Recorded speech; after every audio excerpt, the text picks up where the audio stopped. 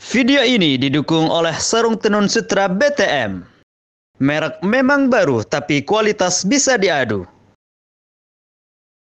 Tahlil ini memiliki filosofis yang sangat mendalam. Asalkan memang ya hubungannya ya tanda manusia harus ada niat mantunya.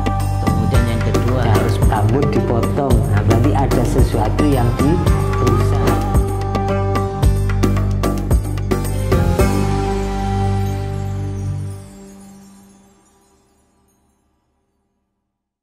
Assalamualaikum warahmatullahi wabarakatuh.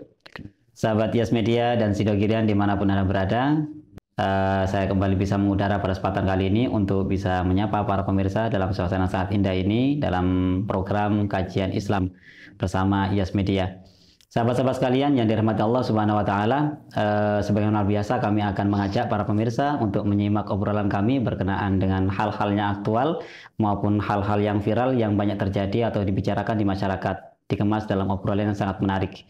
Sudah hadir di tengah-tengah kita, yaitu narasumber kita pada kesempatan kali ini, Ustadz Sofil Muhibin. Kita sapa dulu beliau. Assalamualaikum Ustadz. Waalaikumsalam warahmatullahi wabarakatuh. Alhamdulillah kita bisa dipertemukan kembali pada edisi pada kesempatan kali ini Ustadz. Tentu dalam obrolan-obrolan yang ilmiah nantinya Ustadz, begitu. Iya. Mudah-mudahan terus sehat karena Amin. program kita akan panjang ini. Nah, kontraknya panjang gitu. Iya, banyak masalah-masalah yang harus kita sesuaikan dengan aturan syariat. Betul. Ustaz, ini ada sedikit kasus yang perlu kami diskusikan dengan panjenengan berkenaan dengan kurban tentunya, karena memang kita momennya adalah di Dzulhijjah. Yaitu yang namanya rezeki, sebagian orang itu mengatakan bahwa rezeki itu juga tidak ketemu juga kapan kita dapat rezeki, kapan kita tidak ada rezeki, kan seperti itu Ustaz. Kadang-kadang kita sudah niat untuk melakukan ibadah kurban pada tahun ini, akan tetapi rezeki masih belum ada. Sehingga ketika itu terus ditunda sampai yang memiliki niat mau kurban dulunya meninggal dunia Ustaz. Tapi anaknya tahu. Nah, anaknya tahu bahwa bapaknya dulu mau kurban, tidak jadi. Nah, tidak pernah kesampaian. Akhirnya anaknya karena ada rezeki, akhirnya anaknya membeli sapi atau membeli kambing yang kurbannya ini untuk bapaknya yang sudah meninggal itu. Gitu Ustaz. Sebenarnya kalau dalam pandangan fikih kita bagaimana nih Ustaz? Iya, baik. Ini sebenarnya banyak Ustaz. Begitu ya. Banyak beredaran suara tentang ini. Ada sebagian mengatakan bahwa kurban atas nama orang yang sudah meninggal itu tidak boleh. Alasannya mereka gini, kurban itu khusus bagi orang yang hidup. Karena apa? Kurban itu ibadah. Jadi ibadah itu khusus bagi orang yang hidup. Orang mati kan sudah nggak bisa beribadah. Oh, iya. Sekilas masuk akal Ustaz. Iya. Sekilas masuk akal sepertinya. Iya, dasarnya mereka an laisa lil insani illa ma sa'a. Jadi seakan-akan ibadah dibatasi harus hidup itu. Iya, baik begini Ustaz. Di dalam kitab fikih banyak dijelaskan. Dalam kitab Bughnil Muhtaj, kemudian dalam kitab Majmu' Syarihil Muhadzab. Memang pada asalnya yang namanya kurban ini merupakan salah satu ibadah. Ya, masuk akal. Alasan mereka mengatakan bahwa ibadah itu hanya bagi orang yang hidup. Memang ya, orang yang mati tidak bisa apa-apa ibadah kan gitu kan. Tapi saya kira jangan hanya dipikir dari sisi ininya saja Ustaz. Ada beberapa ulama yang mengatakan bahwa seperti Imam Al-Baghawi, seperti Imam Ar-Rafi'i mengatakan bahwa kurban atas nama orang yang meninggal ini memang tidak bisa. Memang ada pendapat yang menyatakan seperti itu. Ada yang mengatakan seperti itu. Imam Baghawi, kemudian Sahibul Uddah, kemudian Imam Ar-Rafi'i juga menyatakan seperti itu. Kecuali memang ada wasiat dari orang yang meninggal tadi itu. Jadi masa hidupnya wasiat, hartanya ini nanti dibuat kurbannya yang meninggal ini. Baru itu boleh. Nah, satu pendapat seperti itu. Satu pendapat mengatakan sebagaimana yang disampaikan di dalam kitab Majmu' Syarihil Muhadzab, wa atlaqa Abul Hasan Al-Ubadi. Jadi Abul Hasan Al-Ubadi ini mengatakan boleh. Jadi kurban atas nama orang yang meninggal itu hukumnya boleh, meskipun dia tidak berwasiat di masa hidupnya. Jadi menurut beliau dinyatakan boleh. Beliau hujahnya apa?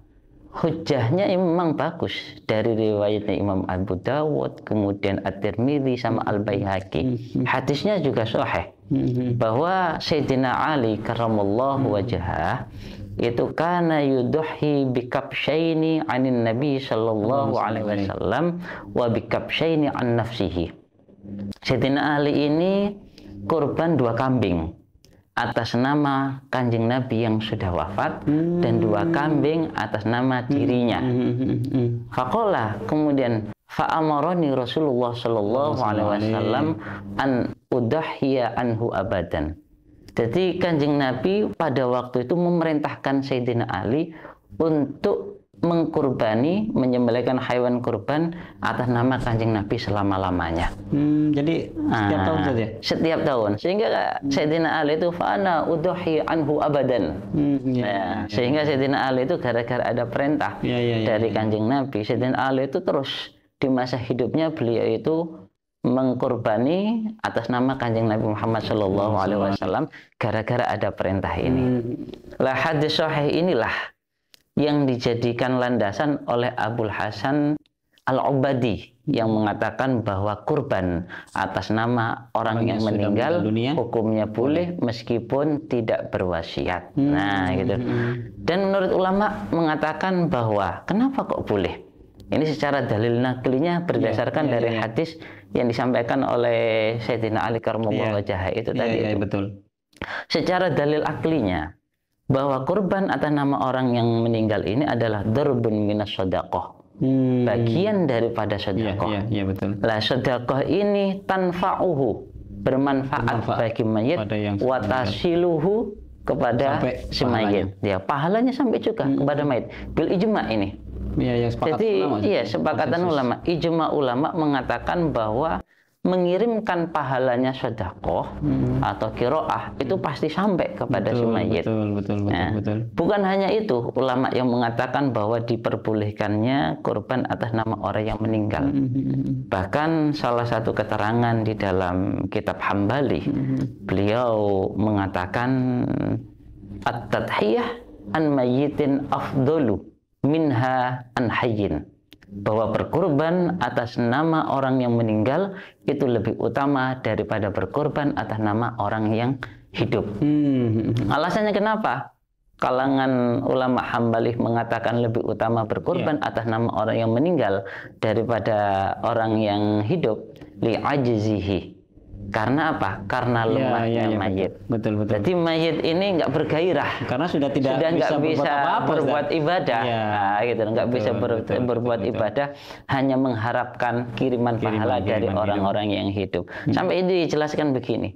Di dalam kitab itu ada hadis Nabi Muhammad SAW yang berbunyi mal mayyit fi qabrihi illa kal ghariqil muwas. Betul. Jadi mayit yang ada di kuburan itu ibaratnya orang tenggelam yang minta tolong. Jadi minta tolongnya kepada siapa? Kepada keluarganya, kepada sanak kerabatnya, kepada temannya yang masih hidup.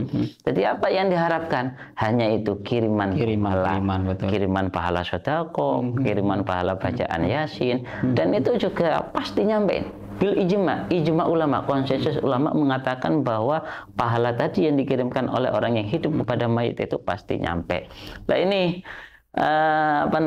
sepertinya agak benturan dengan orang-orang yang mengatakan bahwa Jadi memahami agama terlalu kaku Ustaz kalau seperti itu Ustaz ya. Jadi korban tidak boleh untuk orang yang sudah meninggal itu ya terlalu kaku menurut saya. Ya terlalu kaku. Ya padahal banyak sekali ulama, apalagi tadi sudah dijelaskan hadis yang sangat sahih disampaikan oleh Sayyidina Ali bahwa beliau diperintahkan malah oleh Rasulullah.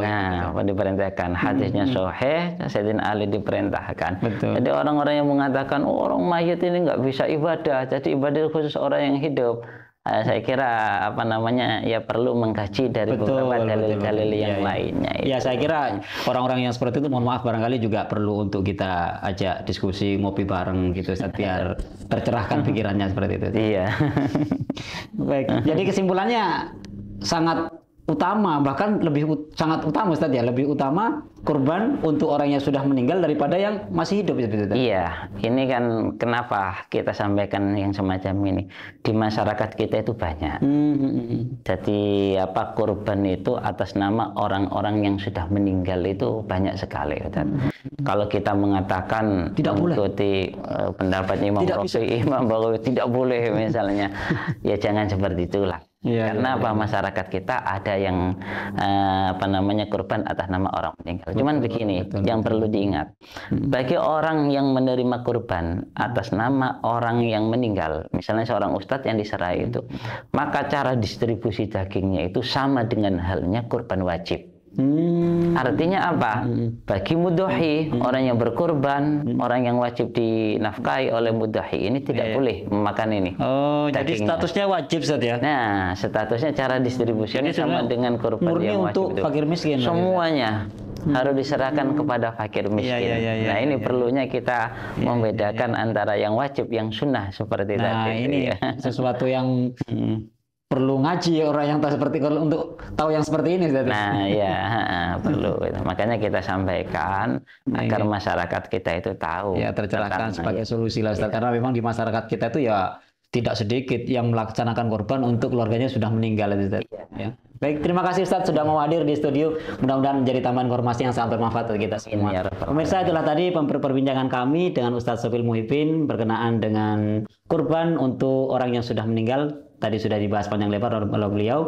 Mudah-mudahan menjadi tambahan informasi yang sangat bermanfaat untuk kita. Kurang lebihnya dari kami. Assalamualaikum warahmatullahi wabarakatuh. Waalaikumsalam warahmatullahi wabarakatuh.